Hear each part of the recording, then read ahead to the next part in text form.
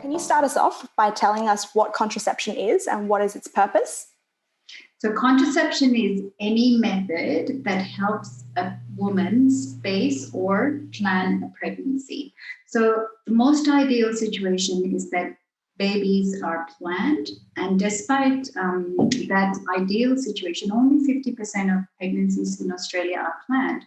And most of the times we have a number of options that are available for us to choose which one is more relevant for you. And I'd like to go through the various options. Some people prefer natural methods, and these are called fertility awareness methods. The problem with natural methods is that they do have a high failure rate. The other options are including hormonal or non-hormonal options. There are also options that depend on how we use them. Some women want to prefer a tablet. Others want to fit and forget and have a long-acting contraception. So that's another group of contraceptives available to us that are a bit underutilized in Australia. We actually generally are trying to raise more awareness about the benefits of these long-acting contraception that could either sit inside your uterus or go into the arm as a long-standing implant. And finally, we have options that are, obviously we have the oral contraceptive pill, and there is an injection we can take every 3 months to stop the ovaries from ovulating. But finally, we have long-term, for women that have completed, and men that have completed their family, we have an option of permanent sterilization. And that is relevant to many couples who don't want to use hormones, or women that don't want to have anything artificial and want to have a long-term, they're certain that they don't want a bigger family size. So to recap, the natural methods may include things like, and it's really important, one of the important take-home messages is please do not be confident of the natural methods. For example, like withdrawal outside the vagina. Many people think, oh, look, the partner ejaculated outside in a male-female sexual activity. But even before a person ejaculates or releases sperm, you can actually release small amounts of sperm. And that's why in typical use, up to a quarter of the times it can fail. And that's a pretty high statistic. You don't want a quarter of the times to fall pregnant when you're trying not to.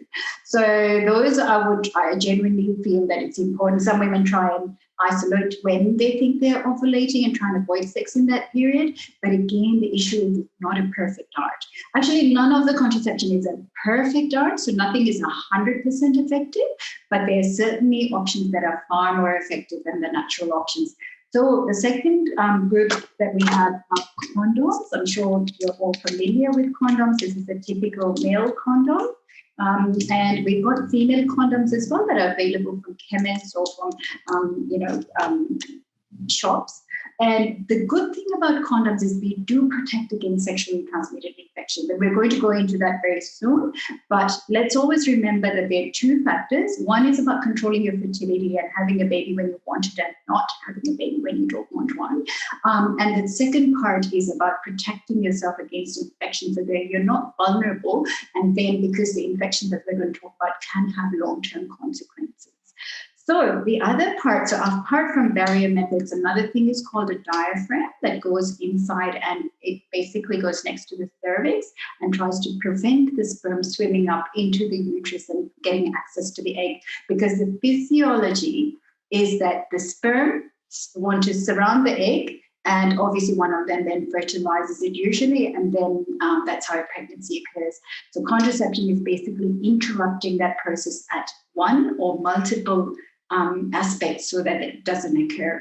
This is another interesting type of a contraceptive that goes, for example, in an arm, and this is how we insert it. Basically, it's a little rod that goes in under your arm, and that allows, it stays there for 3 years, and it's a single hormone called progesterone. And for this, as well as something that we call an intrauterine device, I hope it's pretty obvious there.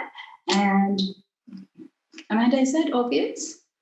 Yes, we can see it. Yeah, and so see how that's coming out, but in the actual uterus, there is an intrauterine device. And so both of these are long-acting contraceptives. We put them in to try and last between 3 years for the one that goes in your arm and up to 5 years for the one that goes in your uterus. The good thing about this is you don't need to take something every day. If you forget, you still, and it's very effective. So it's more than 99% effective, which means that it hardly ever fails. Amanda, do we have time to go into permanent sterilization? Or would you like? We can talk briefly about it, but first, to ask, would you recommend women use 2 forms of birth control always to be extra safe, or is one? So like I mentioned, the condoms often are a good thing to combine because then they're giving you that added layer of protection. Otherwise, in general, we don't tend to typically layer the contraceptives because they're, either you put a marina or an implanton or you, but then some people may want to use a diaphragm and condoms. Nisha, do you think there are any combinations that we use? I think it depends on the situation in which you are using the contraceptive. So if you are in a monogamous long-term relationship and that's the situation in which you are using contraception, then you don't need to layer it with anything else, as in if you have something like the Mirena or the Implanon, which is the rod. But if you are in a relationship that is not that kind, so if you have more than one sexual partner, if you're not in a long-term relationship, then it makes sense to protect yourself from those sexually transmitted infections. So it's important to use barrier contraception. So yeah, Amanda, so yes, the general situation in which we combine is with a condom, with the lens of avoiding an STI in those situations. Great, thanks, Talat. And you mentioned as well permanent sterilisation as an option. Can you talk briefly about that? Of course. So for men, there is an option called a vasectomy, which can actually be done as an outpatient procedure, and usually there's a 3-month period before it becomes effective. A really, really good option. And also for women, there's an option of basically taking out the tubes or clipping the tubes, and this interrupts the sperm physically getting to the egg. And basically, you then don't need any hormones. It is done through keyhole surgery, usually, for us to be able to access the woman's tubes. But long-term, it has a low failure rate, and it gives women that peace of mind. Many of my patients say they've started to enjoy sex more because they're not stressed about falling pregnant. So ask your doctor. Your GP is a very good starting point in the contraception discussion, and then you can be referred to a gynecologist or to a public gynecology clinic. Access this help that is available for you, because on the other hand, an unplanned pregnancy basically does carry both physical and mental risk, and bringing up a child that wasn't, wanted, or it's another very complex space that it's best to try and avoid that if you can.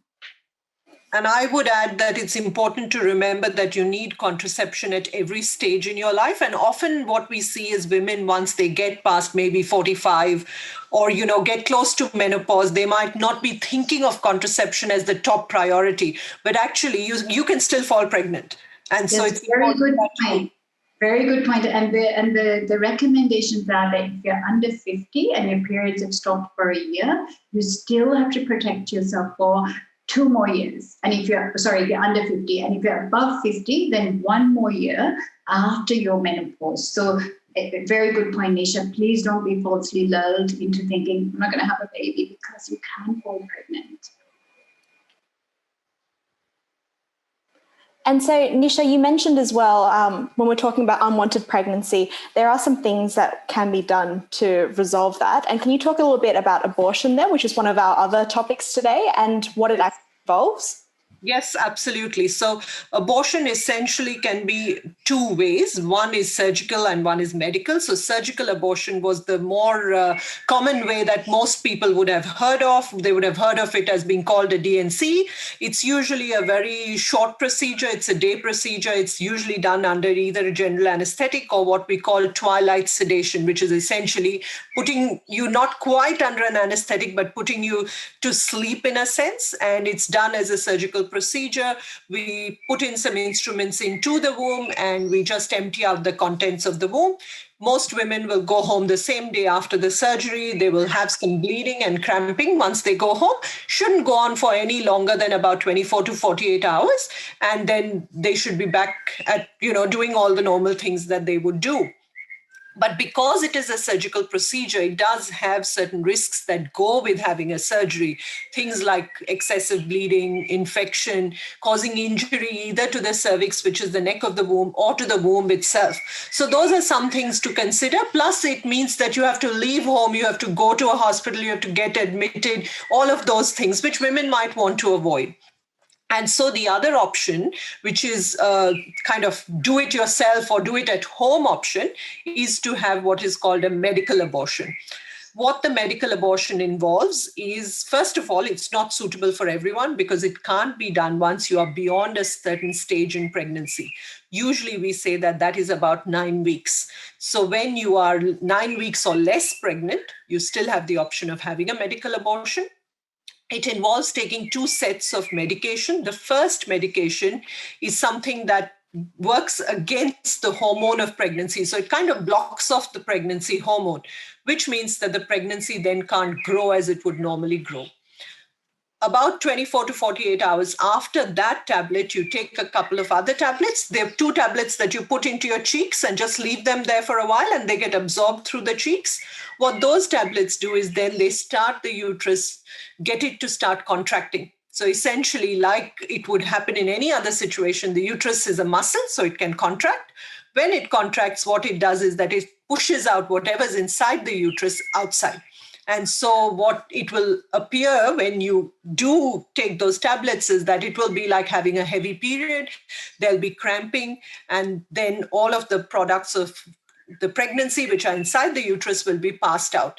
Women might find that the pain is, significant, and our advice usually is to take painkillers during that process. There's no point in, putting yourself through that pain if it's not necessary. For most women, this can be done very easily at home. Nowadays, this can even be done over the telephone, what we call telehealth. And so there's a telephone number you can call, and the tablets will all be posted out to you, and you can take them in the comfort of your own home. That way, you don't have to leave the house, you don't have to go anywhere, and you don't have to kind of declare it to anyone. It's all very private, and it's up to you how and when you do it. So all of those, the options are available. The important thing for women to remember is that they are available to everyone. And so you might find if that is the case, that you go to your GP and your GP says, actually, I don't provide this service. But all doctors have a duty to refer patients to somebody who can provide that service. So if women find that that's what they face, they need to ask. And if they find that they can't get the help, then all they have to do is to go online, because telehealth or teleabortion is available to every woman across Australia, anywhere at all. And so they can access that from their home. Great. Thank you, Nisha. And so I think one of the barriers as well to accessing abortions is cost. And I'm wondering, do you have a sense of how much, a medical abortion is, how much a surgical abortion is, and how much of it is actually out of pocket compared to what Medicare covers? So the good thing with the COVID, the pandemic, has been that some of this telehealth abortion has actually been brought under Medicare funding. And so thanks to, when we say there are some silver linings of this pandemic, one of those silver linings is that the cost of abortion has actually gone down, because some of it is being covered by Medicare. But on average, I think women should expect to spend somewhere in the region of between $400 to $500. And especially for a medical abortion. If they're having a surgical abortion, then that might be even more expensive, because then you have to factor in the cost of hospital admission, cost of anesthetic, all of those things. So somewhere in that region, women will have to be spending money, and it will be different in different places, obviously. And so it's worth actually asking upfront, and there's nothing wrong in asking upfront, how much will this cost? Mary Stopes is an option, and we recognize that especially for people that are not metropolitan, rural and remote, the access can be quite a significant problem. Yes, definitely. And so I guess another thing that may worry women about accessing abortions is the potential sort of health effects afterwards. Is there any lingering health effect, especially if you want to actually become pregnant later on in your life? So yes and no, because of course, if you need to have, for example, a surgical procedure, we spoke about the fact that surgical procedures can carry certain risks that go with them. One of those risks is infection. And if you have an infection that spreads from inside your womb out into the tubes, then it can cause problems with getting pregnant in the future. But the good thing to remember is that these complications happen very, very rarely. For the vast majority of women, an abortion will be a completely straightforward, safe procedure, which will have no long-term effects on their future fertility or on their ability to carry a pregnancy to term. So women should not feel like they, shouldn't have an abortion because they'll never be able to get pregnant again, for example. That is exceedingly rare to happen. I suppose the other thing that women sometimes worry about is the mental trauma or distress from having an abortion. Lots of research has shown that actually the trauma of having a child that you didn't plan for, didn't want to have, is much higher than having an abortion. And so most women who have an abortion will not have long-term regrets from having the abortion. So women should feel safe if they decide that that is the right thing for them to do at that time. And we do recognize that, culturally, especially where we're speaking to a culturally and linguistically diverse group of women, which I always say it's my honor and my privilege to look after this group and look after a diverse group of patients. We recognize that any of us might have religious or cultural, it's a very sensitive space. And sometimes even within the family, I find that the partner has a different view and a woman has a different view. At the end of the day, you need to feel empowered that it's your body, it's your decision making, and you will be supported. It's very ideal if your partner and your family and your mother and your sister and your friends are on board, but really you have to focus on you because, at the end of the day, it's your body and you should be in the driving seat of the decision making around your care. I'm really glad you brought up that point, Talat. That's a really important one, that it's the idea that it's the woman's decision to make and it doesn't really have to factor in any other person's decision. It's solely her. I think that's a really important message. And we've got there's a question from one of the participants about what advice we have for women who don't have access to $400 or $500 or more. And I suppose one of the options would be that there are quite a few GPs who provide medical abortion services bulk billed. And so you may not need to spend those $400 or $500 if you are able to access those services. It's worthwhile checking with your own GP and checking with other local GPs. Wherever you live might have a local kind of register or an online registry of who provides abortion services, and you can look for that. There might be a local network, a public health network locally that will be able to give you that information. So absolutely, not everyone has $500 lying around to be able to use it for this. And so there is help available out there.